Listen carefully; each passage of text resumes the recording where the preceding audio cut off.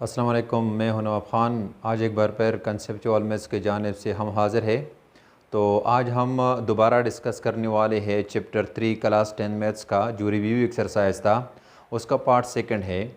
तो इसमें हमारे पास जो ऑब्जेक्टिव है उसमें जो ऑप्शन दी गई है जो आप किस तरह आता है और क्यों आता है, मतलब है कि ऑब्जेक्टिव में रटा लगाने की ज़रूरत नहीं है। तो सही जवाब ढूंढने के लिए आज हम पार्ट सेकंड जो रिव्यू एक्सरसाइज थर्ड है उसको डिस्कस करना है।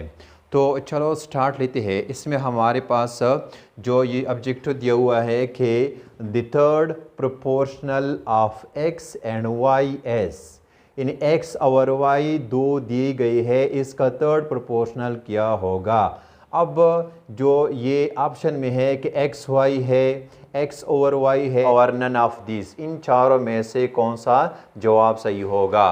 तो अगर हम इसको लिख ले यहाँ कि जो हमारे पास ये X ratio Y ratio third proportional कौन सा होगा, तो फिर हमारे पास 3 है, इसको हम लिख सकते हैं इस तरह कि ये होगा X ratio Y proportion to, Y centre में है, ये डबल आएगा वाई रेशो, ये क्या है इसका जो मालूम करने वाला है वो। इसको दोबारा हम लिख सकते हैं कि ये है X over Y is equal to Y over जो हमारा टारगेट है। अब ये क्या होगा, बाई क्रॉस मल्टीप्लिकेशन, तो इसको हम लिख सकते हैं कि x मल्टीप्लाई बाई जो टारगेट है is equal to y multiply by Y square. तो इसी तरह ये थर्ड प्रोपोर्शन फिर बराबर होगा जो कि हमने मालूम करना है, यहाँ क्या होगा डिवाइड बाई x होगा, तो इसको हम लिख सकते हैं किस तरह कि है y स्क्वायर ओवर x। तो इसका मतलब ये है कि अब इन चारों में से ये एक्स वाई है ये गलत है, एक्स ओवर वाई ये भी गलत है, तो इसका जो सही आंसर आएगा वो क्या है, थर्ड नंबर का जो ऑप्शन दिया हुआ है ये क्या है इसका सही आंसर है। और चौथा तो ऑलरेडी क्या है नन ऑफ दीज, ये भी गलत है। इसी तरह सातवां है कि एफ एक्स इनवर्स प्रोपोर्शन है वाई के साथ and again Y inverse proportion है जेड के साथ, देन अब इन चारों में से कौन सा सही जवाब आएगा।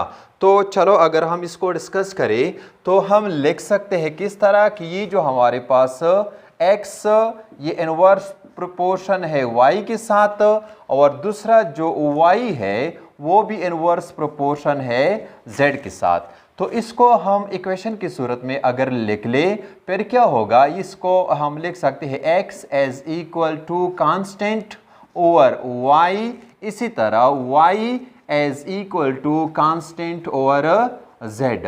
तो दोबारा ये क्या है, अब इसको हम लिख सकते हैं मल्टीप्लाई बाई y, ये भी क्या होगा, तो ये आएगा एक्स वाई, ये कैंसल आउट होंगी एज इक्वल टू k। इसी तरह फिर ये क्या होगा, जो z के साथ मल्टीप्लाई होगा ये होगा कि Y Z is equal to, ये कैंसल आउट होंगे एज इक्वल टू के। अब दोनों क्या है के के बराबर है, इसलिए ये X Y is equal to Y Z K, ये y और y कैंसल आउट होंगे तो x is equal to z। अब ये इक्वलिटी में नहीं है तो हमने यहाँ इक्वल में लगा लिया, अगर हम इसको प्रोपोर्शन में लगाएंगे तो फिर क्या होगा, x प्रोपोर्शन होगा किस चीज़ का, ये z का। तो इसका मतलब ये है कि इन चारों में से कौन सा सही है, ये y इनवर्स प्रोपोर्शन है z का, x डायरेक्ट प्रोपोर्शन है z का, तो ये वाला आंसर क्या है इसका करेक्ट है। इसी तरह ये भी गलत है और ये भी गलत है।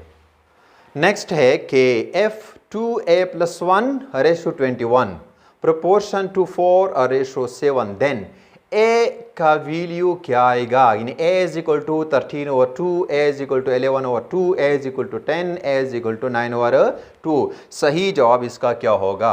अगर हम इसको डिस्कस करें तो फिर ये बराबर है किस चीज़ की कि ये 2a + 1 रेशो 21 प्रोपोर्शन है ये फिर किस चीज़ की 4 रेशो 7। फिर ये एक्सट्रीम और मीन्स आपस में मल्टीप्लाई होंगी, इसको हम लिख सकते हैं कि 2a + 1 मल्टीप्लाई बाई क्या है, ये 7 होगा, एज इक्वल टू ये क्या है 21 मल्टीप्लाई बाई 4। इसी तरह फिर ये 7 इसके साथ मल्टीप्लाई होंगे, ये होगा 14a plus 7 is equal to 4 and 2/4 यानी 84। इसी तरह ये होगा कि 14a as equal to 84 minus 7, तो 14a एज इक्वल टू इससे आ जाएगा 77। Again divide both sides by क्या है 14, ये 14 और 14 कैंसल आउट होंगे। सो a एज इक्वल टू, अब ये किस चीज़ के साथ है, ये होगा 7 के साथ, ये 2 आएगा और ये क्या है 11। सो आंसर इज 11 और 2। तो इसका मतलब ये हुआ कि इनमें से जो सही आंसर है वो तो है 13 और 2 रॉन्ग, गलत है। 11 और 2 ये क्या है, इसका सही आंसर है। इसी तरह ये जो दिया हुआ है कि if A over B is equal to C over D is equal to E over F, then each fraction is equal to, each fraction is equal to किस चीज़ के बराबर है, इन चारों में से इसका कौन सा सही आंसर आएगा। तो इन चारों में से ये जो आंसर है सेकंड वन, ये क्या है, इसका सही आंसर है। अब क्यों सही आंसर है इसको डिस्कस करना है कि लेट हम सपोज करते हैं कि जो गिवन में है कि a over b is equal to c over d is equal to e over f, उसको हम सपोज करते हैं कि ये क्या है k के बराबर है। जब ये k के बराबर है तो जो सही आंसर है वो क्या है, वो तो ये है कि LA plus MC plus NE divided by LB plus MD plus NF। क्यों ये आंसर आता है, तो ये हमने लिखा है। अब इसको क्या करना है कि इसमें जो ACE है इसकी वैल्यू हम पुट करेंगे BK DK और F। ये कहाँ से आए हैं, ये जो हमारे पास A और B है इसको तो हमने सपोज किया कि K के बराबर है, इसलिए B के साथ मल्टीप्लाई होगा A is equal to BK। ये क्या है, A का वैल्यू है। इसी तरह जो दूसरा है CD, इसको हमने सपोज किया था कि K के बराबर है, D मल्टीप्लाई होगा तो फिर C बराबर है DK। इसी तरह EF जो है वो भी K के बराबर है, तो FE जो है वो क्या है, FK के बराबर है। यानी इसका मतलब ये है कि जो हमारे पास ACE की जो वैल्यू है उसको हमने यहाँ AC और E की जो वैल्यू है पुट किए, तो BK DK और FK। इसके बाद क्या है कि इन सब में से जो K है उसको यहाँ हमने कॉमन लिया, तो कॉमन लेने के बाद LB बाकी रहेगा, इसी तरह MD बाकी रहेगा, इसी तरह NF बाकी रहेगा, डिवाइडेड बाय LB MD और NF। दोनों क्या है सेम है, ये कैंसल आउट होंगे और यहाँ पर क्या है K बाकी रहेगा। तो जो हमने ये लिया था कि ये क्या है K के बराबर है, इसलिए LA प्लस MC ये हमारे पास ये क्या है, ये K के बराबर है। यहाँ इसको शो किया है कि LA plus MC plus NE divided by LB plus MD और NF, ये क्या है K के बराबर है। तो ये भी K के बराबर है और ये भी क्या है, ये K के बराबर है, इसलिए हम कह सकते हैं कि ये जो है ये बराबर है इस चीज़ के। तो इसलिए इसका जो दूसरा ऑप्शन है वो क्या है, इसका करेक्ट आंसर है। लास्ट वन है which of the following is a situation in which x varies directly as a। इन्हें हमारे पास जो कंडीशन में है कि जो x है वो डायरेक्ट प्रोपोर्शन है किस चीज़ का, y के साथ। तो अब इन चारों में से कौन सा सही आंसर होगा।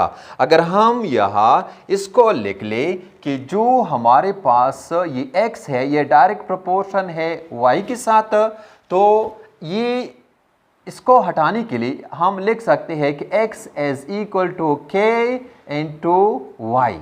अब जो ऑप्शन में है कि कौन सा सही होगा, अब अगर हम इसको ले लें कि x is equal to 4 over Y, 4 के हमारे पास कांस्टेंट है, तो ये क्या है, इन दोनों के दरमियान जो रिलेशन है वो तो है इनवर्स का, ये गलत है। इसी तरह दूसरा है कि X Y is equal to six, अब ये क्या है, कांस्टेंट है, तो ये अगर हम y के साथ डिवाइडेड करें तो x इज इक्वल टू क्या है, सेक्स ओवर y, फिर क्या है, ये भी क्या है, इनवर्स हो जाएगा। इसी तरह x और x कैंसल आउट होंगे, ये भी गलत है। और जो लास्ट वन है कि x is equal to 7 over 16, ये 7 ओवर 16 जो है, यानी जो हमारे पास x is equal to 7 over 16 into Y.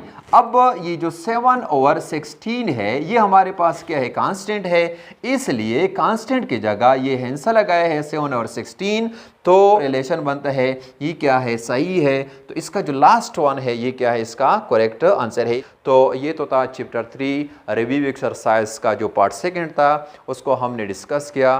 तो इंशाल्लाह नेक्स्ट वीडियो में हम दोबारा हाजिर होंगे, तब तक के लिए इजाज़त दीजिए। ओके, खुदा हाफिज़।